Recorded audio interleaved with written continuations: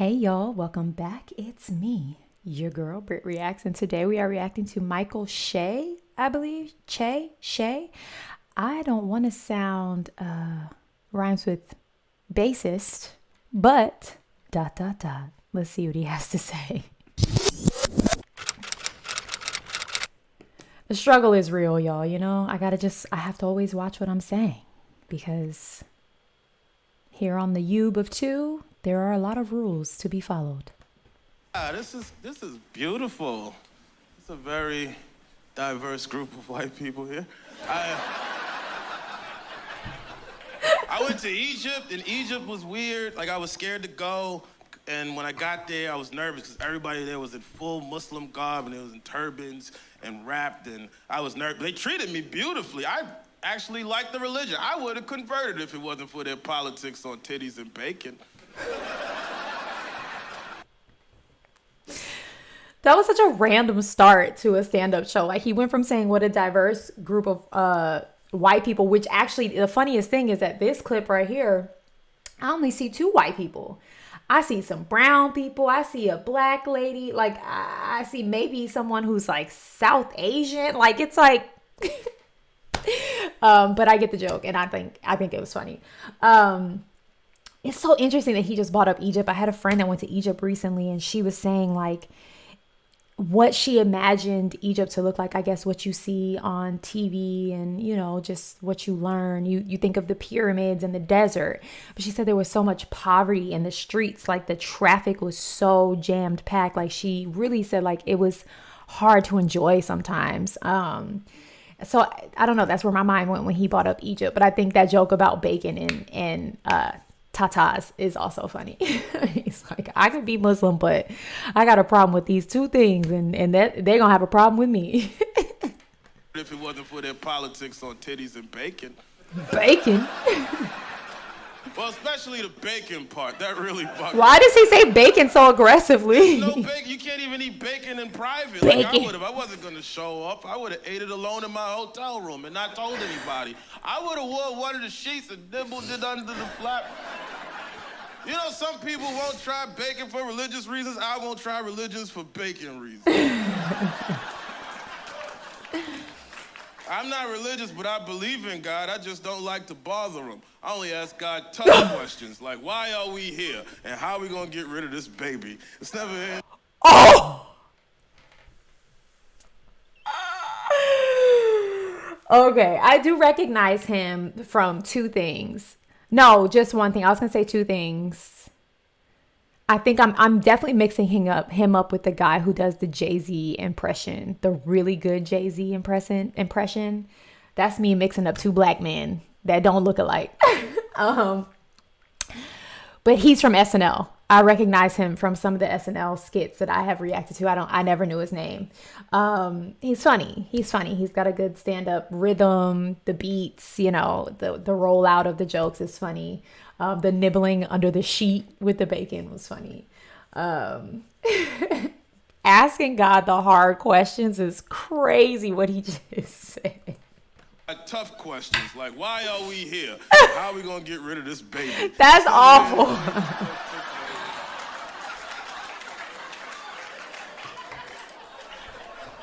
That's awful. I went down south in America recently. And in America. There's a white lady that's like working with us. She's taking us all over the place and showing us things. And the first thing she says to me, she goes, "Hey, Che, I don't want to sound racist Che. or anything," which is always the best way to start a conversation.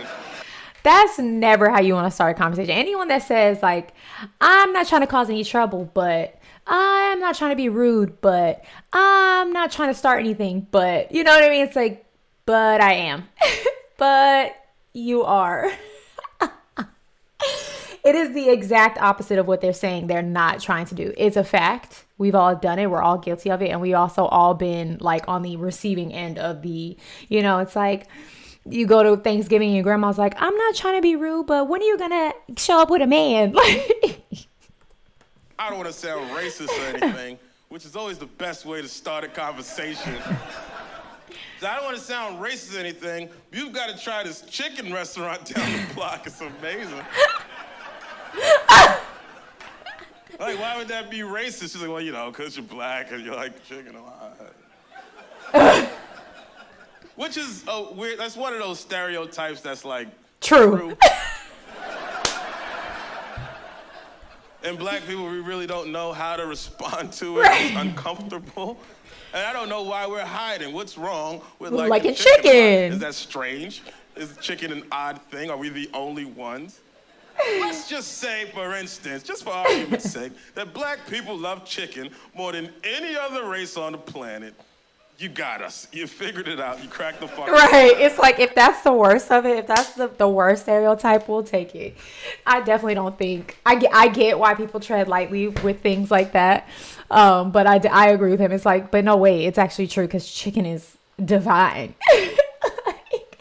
I think you'd be more offended or offensive, like saying something like that to like a vegan. Like, I'm not trying to offend you or anything, but you need to go try that chicken restaurant down the street. It's probably more offensive to saying that to someone who doesn't eat meat than it is to an African-American person. But that's just my opinion. Why is that? I'm asking because there was a guy that made the news. His name is Sergio Garcia. He's a golfer.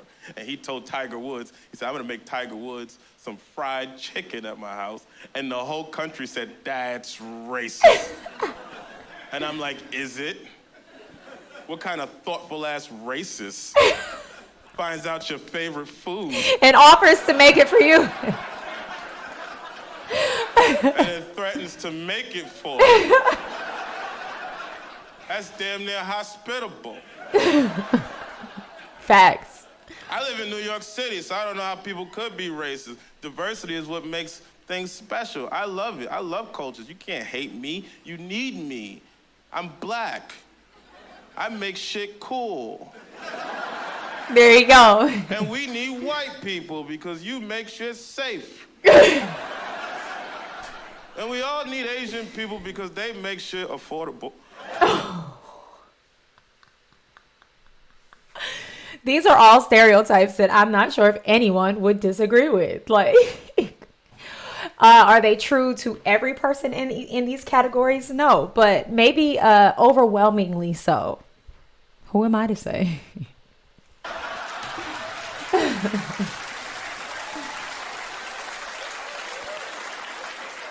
I know you're not supposed to judge a book by its cover, but that never made sense to me because that's why they put covers on books. In the first place.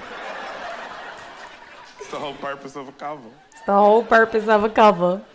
I don't get why people are prejudiced like that. It's weird, you know? There's so much like homophobia in the world, which I don't judge people that are homophobic, you know, but I'm not homophobic. But I can't judge you if you are. I don't know your life. I can't tell you what to be afraid of. Maybe you got some real spooky gay guys in your neighborhood that I don't know. Maybe you had a gay ghost hide in your closet when you was a kid.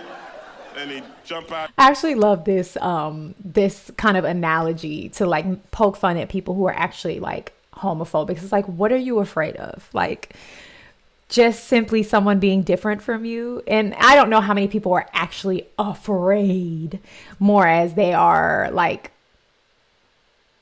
hateful toward. But the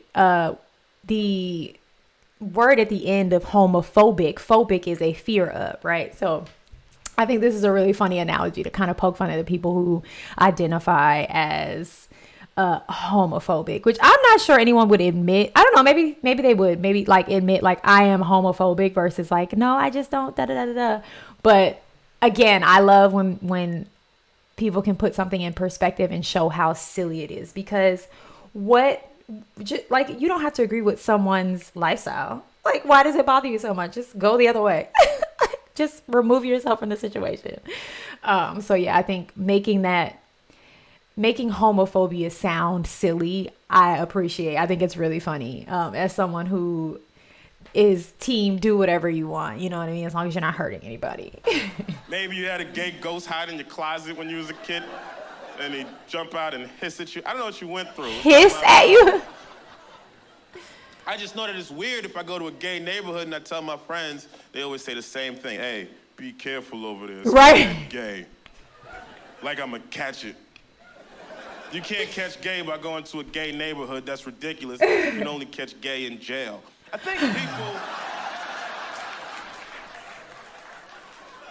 Well, I only know that because I watched jail documentary. I cannot with this man. He's funny, and there's like a lot of like there's some truth into what he's saying, right? Like you can't walk into a neighborhood and be turned out necessarily, but you do have a higher chance of that happening to you in prison.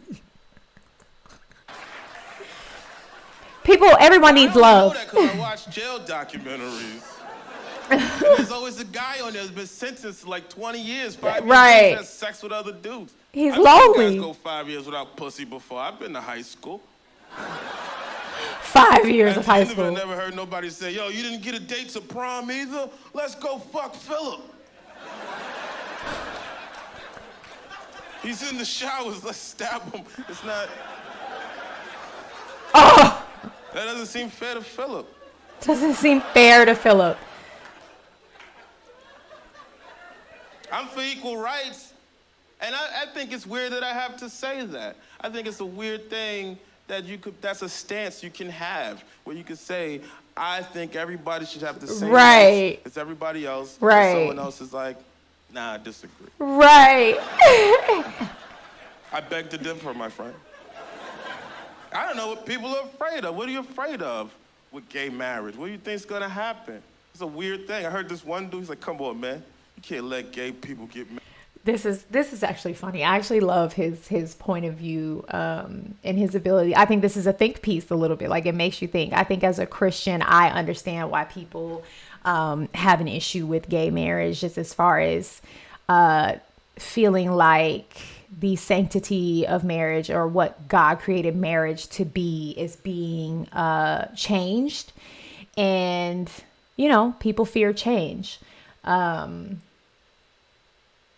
You know, I don't know. It is what it is. I definitely subscribe to like, that's none of my business. And that is solely for God to deal with. Like, I am not here to fight anybody on who they love and what they have to do. My job is to love everyone and spread love and light, you know? But I love that he's bringing up these topics in a funny way that like makes you stop and think like, what is everyone so really afraid of? Like on a personal level. Again, I get it on a religious level. As a Christian, I understand, right? Like you read the Bible and the Bible says this, but the Bible also says like, it is only God's job to judge. So I don't know. Everyone has their own opinion. I love this and how he's delivering this. And I think making people think, you know, on racism, on homophobia, on all of the other, you know, on civil rights. He's like, why would you tell somebody they don't have the right to have the same rights as you just because they don't do something the same way as you, you know? And I get it. I get the country is found on Christianity. I am a lover of Christ myself, but I just think that Christ was more worried about loving people than he was hating how they live. And I'm a stick to that. Michael Shea's got me here preaching. You see how anything can spark up some conversation. Anything, even a funny comic can make you think. And now I'm pressing the wrong button. Marry? What's next? People are going to want to marry animals? And I'm like, yeah, that happens. Probably. Who gives a shit? I don't. I eat animals. You want to fuck one? That's your business. I'm pretty sure I'm doing the worst thing to it. Right.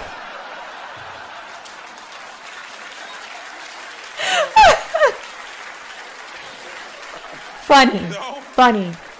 Well, if I was a goat and you asked me, if you were like, hey, goat, would you rather be chopped up in this Jamaican lady's stew? I love curry goat. Get blown by this strange farmer. Wouldn't be the toughest decision I made as a goat. Thank you. He's funny. I mean, he had to be funny to get a job on SNL, but that's my first time ever outside of SNL. I think it was the skit where they do the, like they're the news anchors. Yeah, I think that's him. Oh, I don't know why I'm getting him and the guy who does the Jay-Z impression mixed up. Is he also on SNL? I don't know his name either. But I feel like that's where I recognize him from. But this is my first time hearing him do stand-up, and this was funny. Also, I think this said that it was filmed in 2013. And am I the only one who feels like 2013 wasn't that long ago? But then when you realize how long it was, you're like, dang, that was so long ago. Is it just me? Did I just hurt your brain the way I hurt my brain every day, just with my thought process? Okay, I apologize. But yeah, I mean, I'm like, no, 2013 was like 2 years ago. And then you realize it was 11 years ago. It's wild. Anywho, I really appreciate. It's early in the morning, guys. Forgive me. I really appreciate you for being here. If you enjoyed yourself, make sure you subscribe, leave a comment, share the video if you'd like, and hit that like button. And I'd also like you to have the day that you deserve.